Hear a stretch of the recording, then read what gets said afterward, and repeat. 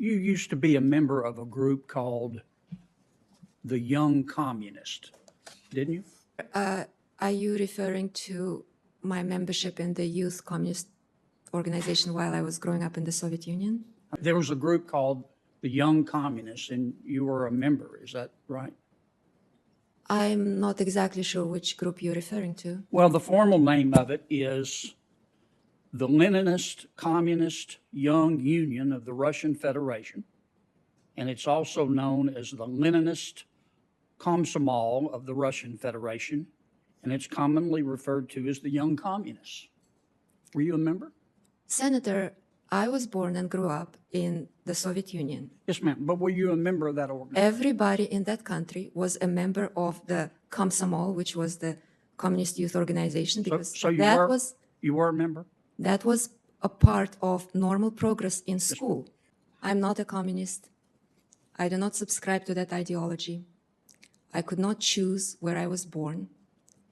I do not remember joining any Facebook group. Well, I've spent a lot of time on your record, and here's what I found. Look, this is America. You can believe what you want, but we can't just let anybody be controller of the currency.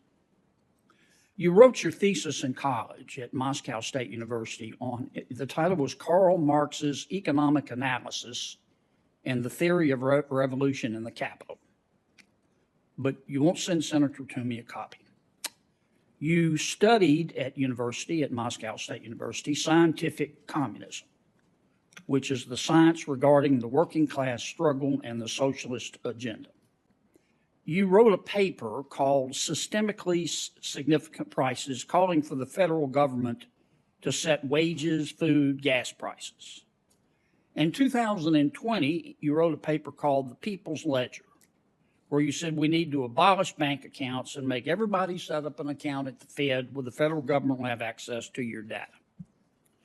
In 2020, you wrote another paper called The Climate Case for a National Investment Authority, where you said what we need to do, the oil and gas industry, is have the federal government bankrupt them so we can tackle climate change.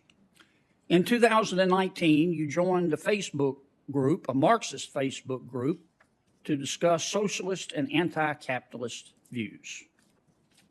Now, that's what I see from your record, and you have the right to believe every one of these things. You do. This is America.